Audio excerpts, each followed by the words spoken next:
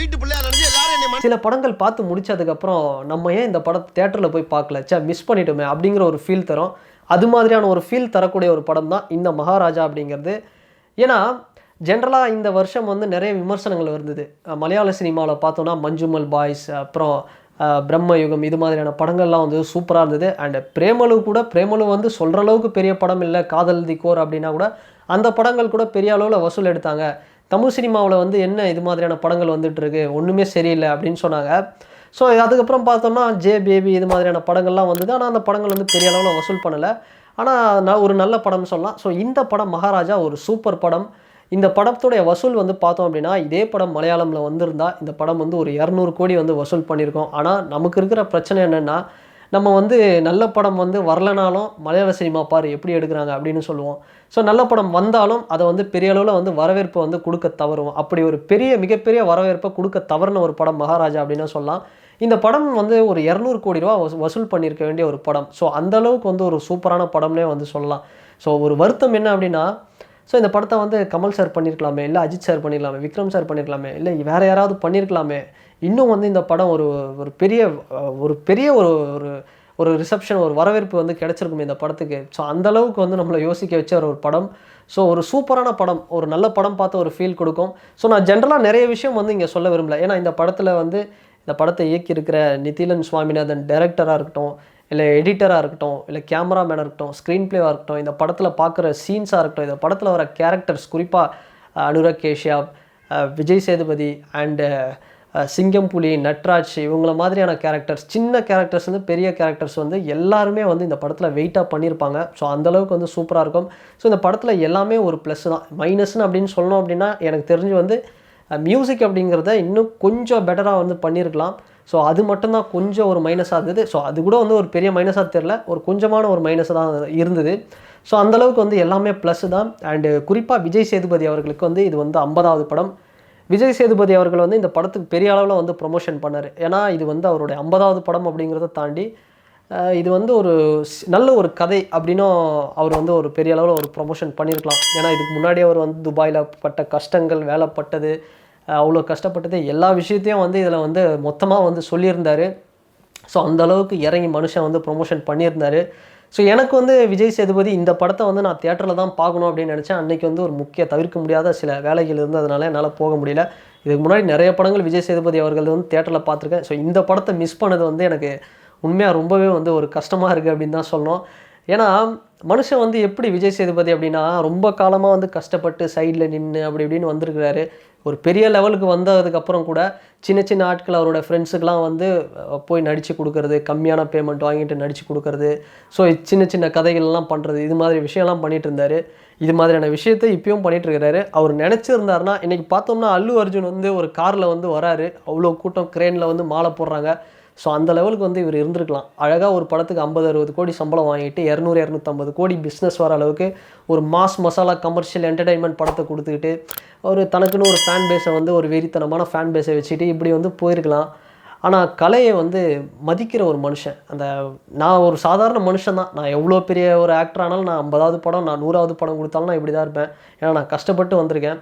அதனால் இங்கே கதை தான் ஹீரோ, அதுக்கப்புறம் தான் யாராக இருந்தாலும் அப்படிங்கிற மாதிரி திரும்ப திரும்ப திரும்ப வந்து ஒரு ஒரு ஒரு ஒரு எப்படி சொல்கிறது, ஒரு யதார்த்தமான ஒரு உண்மையை வந்து திரும்ப திரும்ப வந்து சொல்லிகிட்டு இருக்கிறாரு. கமல் சார் வந்து அந்த ஒரு விஷயத்தை பண்ணியிருக்கிறாரு. ஸோ அதுக்கு அடுத்து வந்து விஜய் சேதுபதி இது மாதிரியான ஒரு விஷயத்தை வந்து பண்ணுறது வந்து ஒரு பெரிய விஷயம். நான்லாம் வந்து எனக்கு ஒரு டைமில் வந்து ஒரே டைமில் ஒரு அப்பாயின்மெண்ட், அதாவது விஜய் சார் கூட இல்லை அஜித் சார் 2 பேரும் போய் பார்க்கணும், அவங்க கூட போய் ஒரு ஃபோட்டோ எடுக்கிற வாய்ப்பு, யாராவது 2 பேரில் ஒருத்தர் போய் பார்க்கணுன்னு ஒரு வாய்ப்பு கிடைச்சா, இல்லை இந்த பக்கம் வந்து விஜய் சேதுபதி வந்து போய் பார்க்கணுன்னு ஒரு வாய்ப்பு கிடைச்சா நிச்சயமாக வந்து விஜய் சேதுபதியை தான் போய் பார்ப்பேன். ஏன்னா அந்த மனுஷன் அதுதான் சொல்கிறேன், இவ்வளோ பெரிய ஒரு ஹீரோ எப்படி வேணால் இருக்கலாம், ஒன்றுமே இல்லாதவங்களாம் வந்து அந்தளவுக்கு வந்து ஆட்டிடியூட் காட்டிகிட்டு இருப்பாங்க. ஆனால் இந்த மனுஷன் வந்து ஒரு 50வது படம் வந்ததுக்கப்புறமும் இப்படி இருக்கிறது, இப்படி ஒரு கதையை நடிக்கிறது, சிம்பிளாக பண்ணுறது அப்படிங்கிறது ஒரு வேறு லெவல் அப்படின்னே சொல்லலாம். அந்தளவுக்கு வந்து ஒரு சரியான ஒரு படம் மகாராஜா.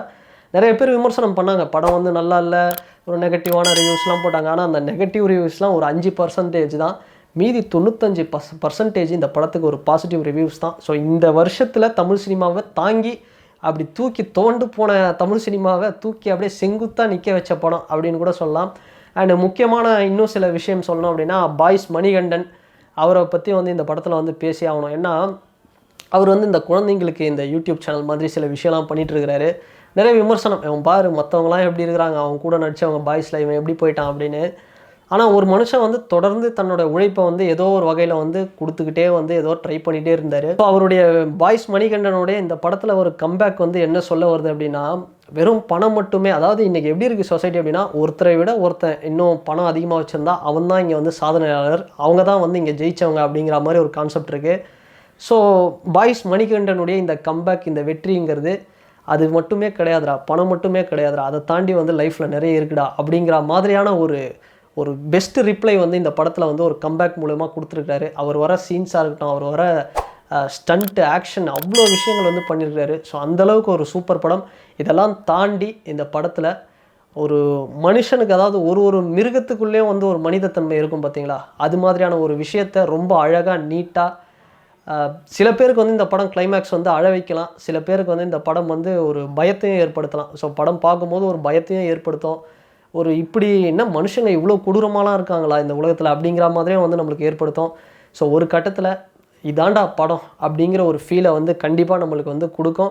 ஸோ எனக்கு தெரிஞ்ச டைம் இருந்துச்சு அப்படின்னா, ஒரு 2.5 மணி நேரம் டைம் இருந்துச்சுன்னா, இப்போவும் இந்த படம் வந்து சில தியேட்டர்ஸில் ஓடிட்டு தான் இருக்குது. முடிஞ்சால் வந்து இந்த படத்தை போய் தியேட்டரில் பாருங்கள்.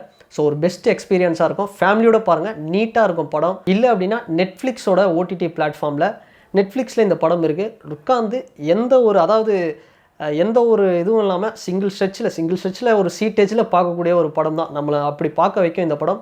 ஸோ நெட்ஃப்ளிக்ஸ் ஓடிடியில் இருக்குது, முடிஞ்ச அளவுக்கு அதில் பாருங்கள். அண்டு சில பேர் வந்து இந்த பைரசி இதெல்லாம் வந்து பார்த்துட்டு இருக்கிறாங்க, தமிழ் ராக்கர்ஸ் இது மாதிரிலாம் வந்து டவுன்லோட் பண்ணி ஒரு குவாலிட்டியே இல்லாத சவுண்டு, ஒரு குவாலிட்டியே இல்லாத ஒரு பிக்சரு, அதில் வந்து பார்த்துட்டு எனக்கு வந்து ஒன்றும் புரியல. ஏன்னா இந்த படம் வந்து நார்மலாக நீங்கள் தியேட்டரில் ஓடிடியில் பார்த்தாலே கொஞ்ச நேரம் அப்படியே கண்ணு அப்படியே மூடினீங்கனாலே அப்படியே வந்து படம் அப்படியே ஓடிட்டுருக்கும். ஆனால் கடைசியில் புரிஞ்சிடும்னு வச்சுக்கிங்களேன், அப்படியே ஓடிட்டுருக்கும். ஸோ அந்த மாதிரியான ஒரு கதை. ஸோ அதை வந்து ஒரு குவாலிட்டியே இல்லாத ஒரு மொபைலில் டவுன்லோட் பண்ணி பார்க்குறது, ஒரு இதில் பார்க்குறது, ஒரு சும்மா நான் கொஞ்ச நேரம் பார்த்தேன் எனக்கு புரியல அப்படின்னு தூக்கி போடுறது, இதெல்லாம் வந்து அதுக்கு வந்து இந்த படத்தை பார்க்காமலே இருந்துடலாம், அதுக்கு வந்து சும்மாவே இருந்துடலாம். ஏன்னா அது அப்படி பார்த்துட்டு இந்த படத்துக்கு ஒரு நெகட்டிவான ஒரு விஷயம் சொல்கிறது அப்படிங்கிறது விஜய் சேதுபதி மாதிரி சரி, இல்லை இந்த டைரக்டர் மாதிரி இங்கே பல பேர் போட்ட உழைப்பை வந்து கொச்சைப்படுத்துறது, கேவலப்படுத்துறதுக்கு வந்து ஒரு சமமாக தான் நம்ம வந்து பார்க்கணும். கண்டிப்பாக இந்த படத்துக்கு வந்து ஒரு தேசிய விருது கிடைச்சிது அப்படின்னா, இந்த படத்துடைய மொத்த டீமுக்கும் அது வந்து ஒரு மிகப்பெரிய ஒரு வெற்றியாக, ஒரு அங்கீகாரமாக இருக்கும். ஸோ அதுவும் வந்து கிடைக்கணும் இந்த படத்துக்கு. அண்டு முடிஞ்ச அளவுக்கு இந்த படத்தை வந்து தயவுசெய்து உங்கள் லைஃப்பில் ஒரு 2.5 மணி நேரம் டைம் இருந்ததுன்னா உட்காந்து இந்த படத்தை பாருங்கள். அண்ட் இந்த படத்தை நீங்கள் யாராவது பார்த்துருந்தீங்கன்னா இந்த கமெண்ட் செக்ஷனில் வந்து உங்களுடைய கருத்துக்களை வந்து பதிவிடுங்க. அண்ட் இனிமேல் தான் நான் பார்க்க போகிறேன்னா பார்த்துட்டு வந்து இந்த படத்துடைய கருத்துக்களை வந்து பதிவிடுங்க. அண்ட் இந்த வீடியோ உங்களுக்கு பிடிச்சிருந்ததுன்னா லைக் பண்ணுங்கள், ஷேர் பண்ணுங்கள், கமெண்ட் பண்ணுங்கள், சப்ஸ்கிரைப் பண்ணுங்கள். அண்ட் வேறு ஒரு வீடியோவில் வேறு ஒரு கண்டென்ட்டில் நான் உங்களை பார்க்குறேன். பாய்.